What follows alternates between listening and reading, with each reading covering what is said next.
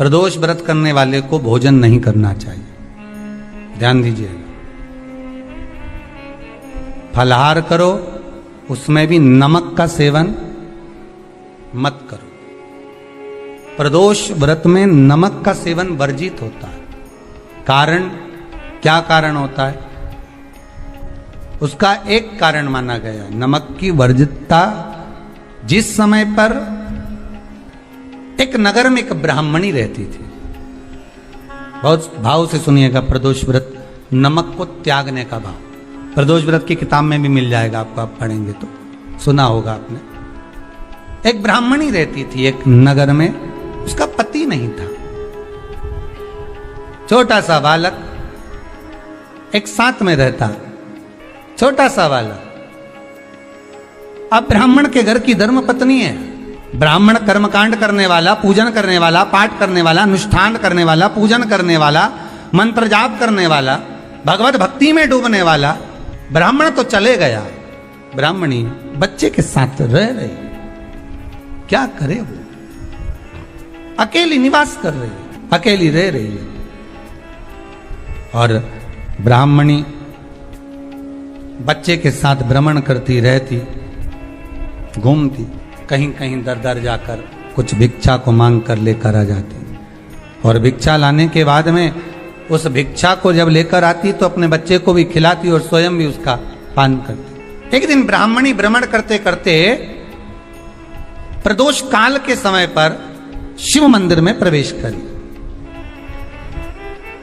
प्रदोष काल के समय पर, और शंकर मंदिर में जब प्रवेश करा, प्रदोष काल किसको कहते हैं? सूर्य अस्त हो रहा हो, रात्रि प्रवेश कर रही हो, दोनों का जब मिलन हो रहा हो वो प्रदोष काल कहलाता। दोनों का जब मिलन हो रहा,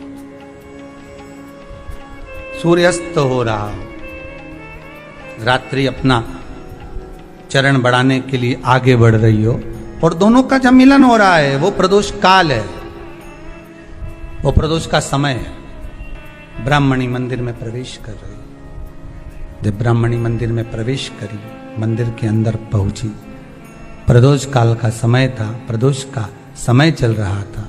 और प्रदोष काल के उस समय में, प्रदोष काल के उस समय में जब ब्राह्मणी ने देखा कि कोई भगवान की भक्ति में लगा हुआ है, भगवान के रस तत्व में डूबा हुआ है, आज ब्राह्मणी के पास में कुछ पदार्थ नहीं है, अपने बच्चे का पेट भरने के लिए कोई सामग्री नहीं है, और कुछ आस लेके वो प्रवेश करी है, कुछ आस लेकर वो अंदर प्रवेश कर जाती है।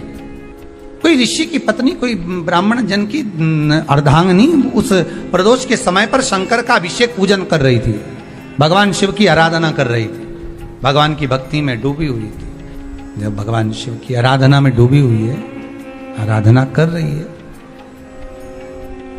ये कुछ पाने के लिए चली गई, ये कुछ पाने के लिए गई, और इसके मन में आया कि मैं कुछ, मुझे भोजन का कोई पदार्थ मिल जावे, मुझे कुछ भोजन मिल जावे, और जब मुझे भोजन मिल जाएगा तब मैं जो पाऊंगी अपने बच्चे को भी पाऊंगी।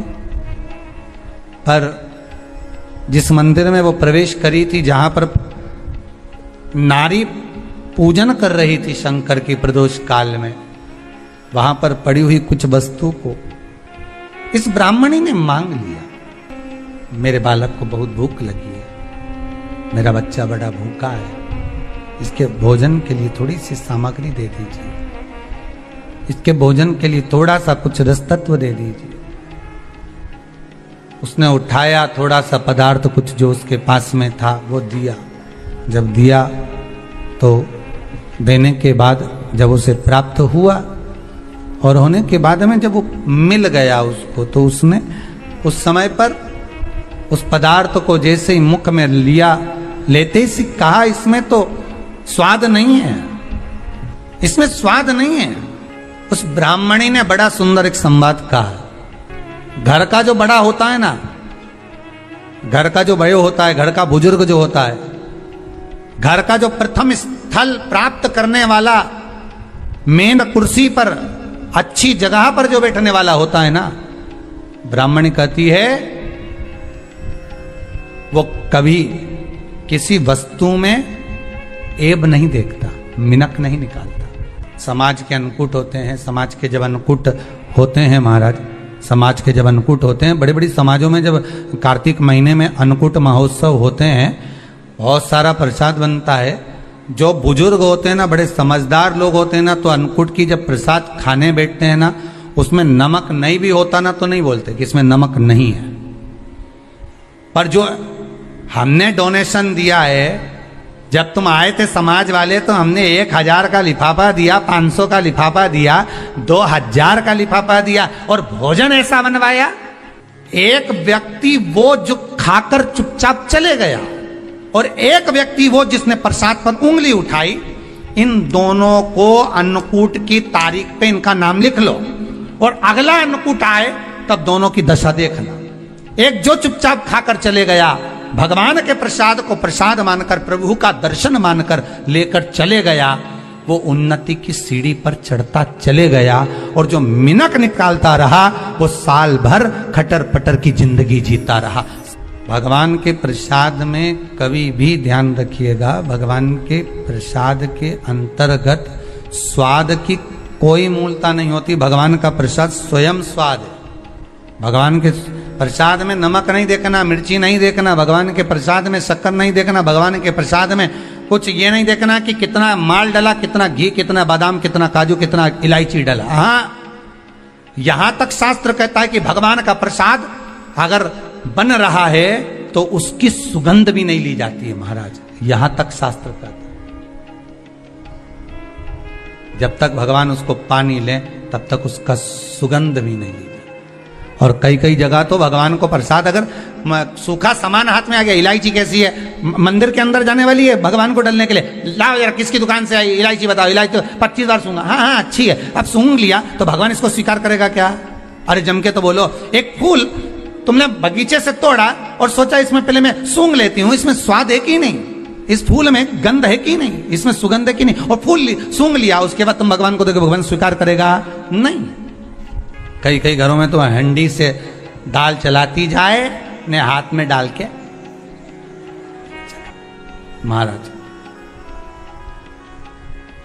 ब्राह्मणी ने जैसी मुख में लिया थूक दिया। ये श्रेष्ठ नहीं है।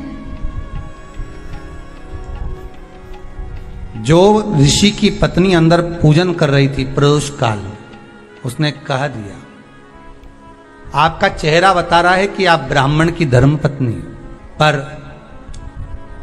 आज आप दर दर जाकर अगर भिक्षा मांग रही हो, दर दर जाकर अगर भीख मांग रही हो, दर दर जाकर भिक्षा को मांग रही हो, तो इसमें आपके पति का दोष नहीं है, दोष आपका है। क्योंकि आप भगवान के प्रसाद में भी जो स्वाद देखी थी ना, ये आपका एक जन्म का नहीं है, ये ना जाने कितने जन्म का है। ब्राह्मणी के मस्तिष्क में बैठ गया, ब्राह्मणी के उस पुकाना वो बक्कल में नहीं अक्कल में बैठ गया कि ये स्वाद नहीं देखना।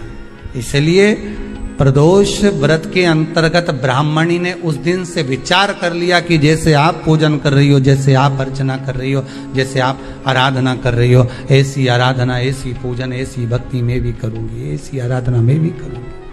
अब मैं स्वाद नहीं देखूंगी। तो प्रदोष व्रत करने वाले को ध्यान रखना चाहिए कि नमक का सेवन ना करे, भोजन ना करे, फलाहार करिए, फल का आहार करिए, प्रयास करिए। और यदि आपने व्रत का ले लिया भोजन का कि हम तो एक टाइम फलाहार करेंगे, एक टाइम भोजन करेंगे, ऐसा भी कई लोग प्रदोष ले लेते हैं, तो वो बात आपकी है, आप तक रखो, ठीक है, अपने मन तक, ठीक है। बाबा आपकी मनोकामना पूर्ण करे, वो भी भाव। अरे भगवान को धन्यवाद दो कभी कभी कि तूने अच्छे घर में पैदा किया, अच्छा परिवार दिया, अच्छा पति दिया, अच्छी पत्नी दी, अच्छे बच्चे दिए, अच्छा कुटुंब दिया, घर दिया, दुकान दी, जमीन जायदाद दी, शरीर अच्छा दिया, हाथ पैर आंख नाक मुंह सब बढ़िया दिया, एक के भी निपटा के नहीं भेजा तूने। मान लो एक आध निपटा के भेज देता तो क्या झगड़ा करने ऊपर जाते? एक ही कान देता और एक गायब कर देता तो यहां से चिपका देता, क्या कर लेते?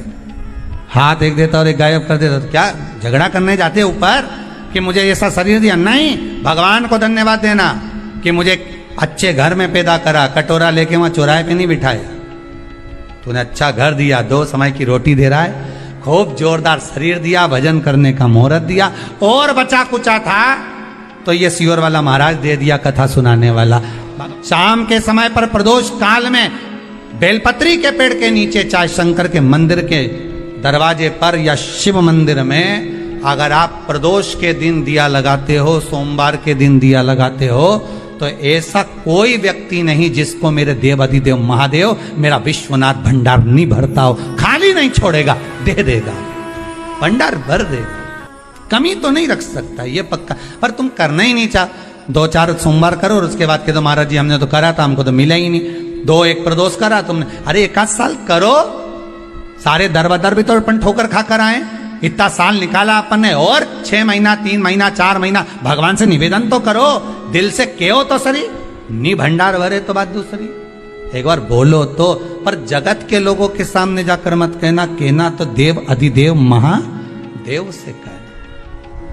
प्रदोष व्रत करने वाले को प्रदोष के दिन प्रयास करना चाहिए कि रात्रि के समय पर आधा घंटा, 10 मिनट, 20 मिनट जागरण करे। जागरण मतलब थोड़ा भगवान का भजन कर ले। भले 4-5 माताएं इकट्ठी नहीं हो तो अपन अकेले ही कर लो। अपन अकेले कम है क्या भाई? अपन कम पड़े, आराधना अकेले भी करो, जागरण करो। जब आपकी 11 प्रदोष हो जाए, 26 प्रदोष हो जाए, तब उद्यापन करो। उद्यापन 2 ब्राह्मणों को जोड़े से बुलाओ, ब्राह्मणों को जोड़े से बुलाकर उनके चरणों की पूजन कर कर, आराधना कर कर, सुंदर मंडप तैयार कर कर भगवान का, उसमें सुंदर रंगोली डालकर, मंडल बनवाकर पूजन करो शंकर भगवान की प्रदोष का। 1 दिन पहले गणेश की आराधना करो, पूजन करो, और प्रदोष वाले दिन जो मंडल बनाए हैं पूजन अर्चना करने के लिए, जो स्थान दिया है, उसकी आराधना करो।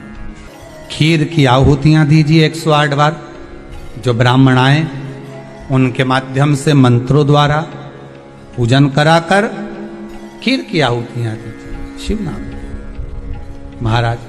फिर ब्राह्मणों को जोड़े से भोजन कराकर, चरणों को नमन कर कर, दक्षिणा प्रदान कर कर, निवेदन कर कर ब्राह्मणों से कहें, हे ब्राह्मण देवता, आप हमें आशीर्वाद प्रदान करें कि जिस प्रदोष का हमने व्रत किया है, उस व्रत का पुण्य फल हमें प्राप्त हो। ऐसा ब्राह्मण चरण को नमन कर कर, प्रणाम कर कर उनसे अपने मस्तक पर अक्षत छुड़वाएं। फिर नमन कर कर, भोजन कराकर विदा करें। शाम को भगवान का जागरण करें।